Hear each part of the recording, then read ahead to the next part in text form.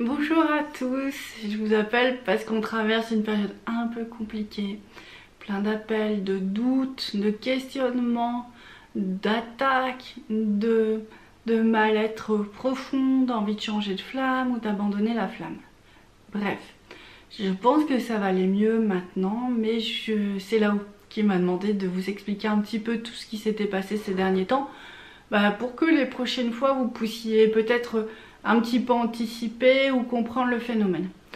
Alors voilà, le mois de mai c'est un mois extrêmement sacré puisque c'est le mois de Marie.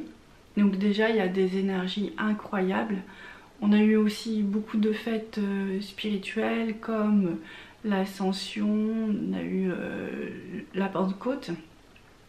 À chaque fois qu'il y a ces fêtes, on reçoit, si on est un petit peu connecté, un petit peu sensible, énormément d'énergie christique. Enfin, on reçoit vraiment des grandes bénédictions.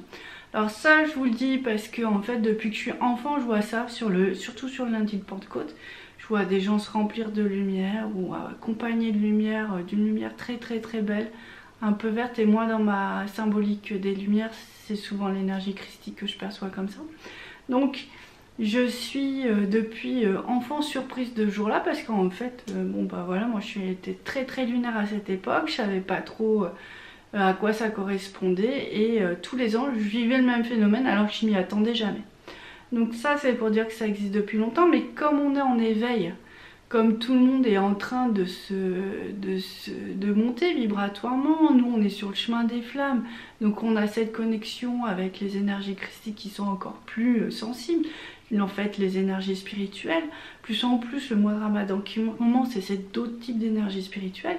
Sincèrement, on vit une période très agréable quand on est relié et centré. Mais par contre, c'est des périodes qui bousculent, durant lesquelles on peut se sentir attaqué, on peut se sentir très mal. Ça a été très violent peu à peu avant la Pentecôte. Moi, je ne savais plus où donner de la tête entre tous les coups de fil, les rendez-vous, parce que tout simplement, personne n'allait bien, ou très peu de gens, ou en tout cas, beaucoup n'allaient pas bien, on va dire, en espérant qu'il y en a plein d'autres qui allaient bien et qui ont vécu ces moments-là d'une autre manière.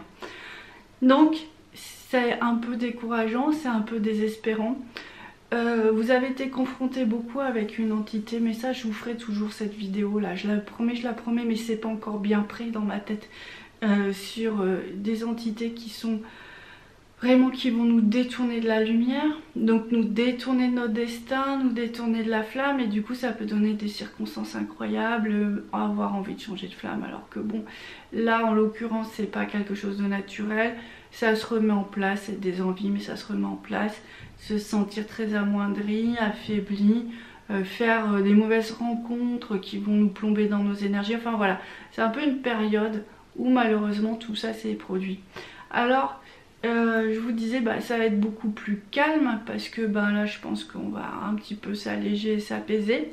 Par contre, je voudrais vraiment pointer du doigt que si tout ça nous arrive, c'est parce qu'on est rempli de lumière et que ça met surtout, ça fait jaillir de nous, ressortir de nous. En fait, il y a des strates qui sont pas encore bien nettoyées, où il y a des failles à l'intérieur de nous, et vraiment ces moments de lumière sont vraiment propices à mettre en avant tout ça. C'est pour ça que vous n'allez pas bien dans la plupart des cas.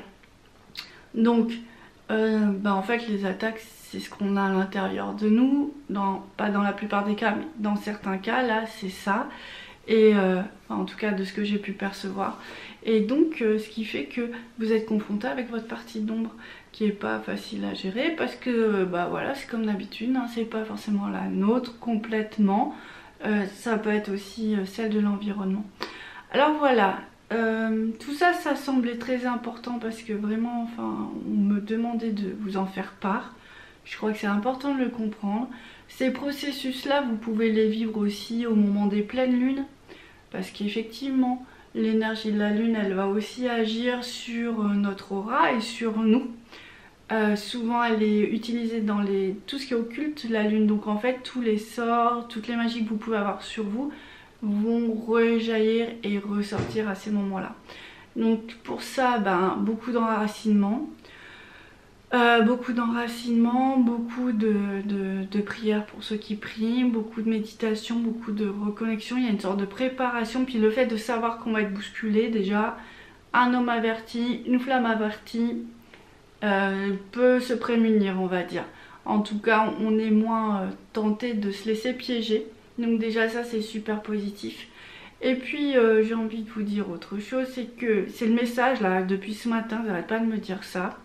C'est que il faut travailler le corps. Donc on nous dit qu'on doit vraiment faire attention à tout ce qui est corporel, donc notre état de santé. Donc faites vraiment attention si vous avez des problèmes de santé ou alimentaires, de tout rééquilibrer. Posez-vous des questions. Si vous avez des allergies alimentaires, des intolérances, si vous avez un candida albicans, si vous avez de l'acidité, je vous ferai des articles là-dessus, j'en ai déjà fait je pense sur le blog. Mais l'idée vraiment, c'est que vous puissiez vous rééquilibrer à l'intérieur de vous, parce que sinon ça crée des tensions.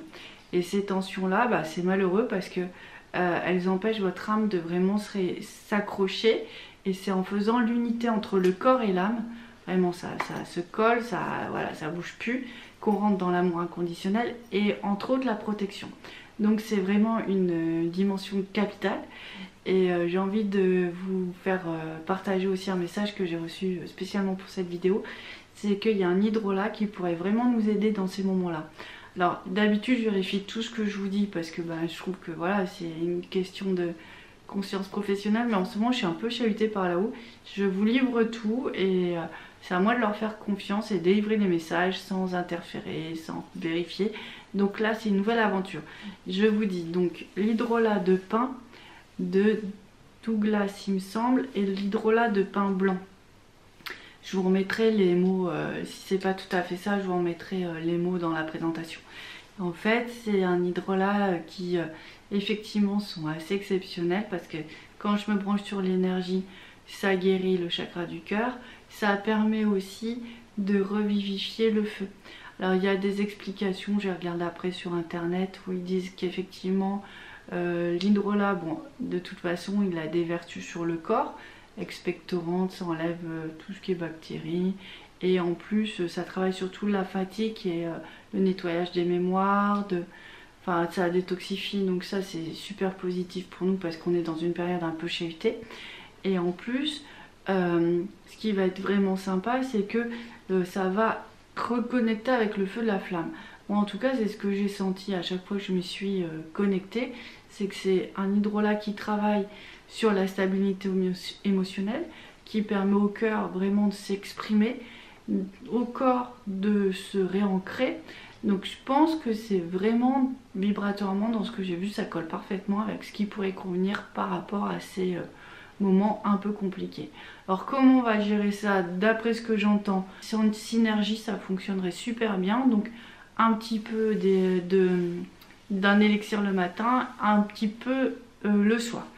Pour les doses, je suis pas bien sûre, je vais vous les mettre soit sur mon blog, soit sur la présentation YouTube, là, la petite flèche à appuyer.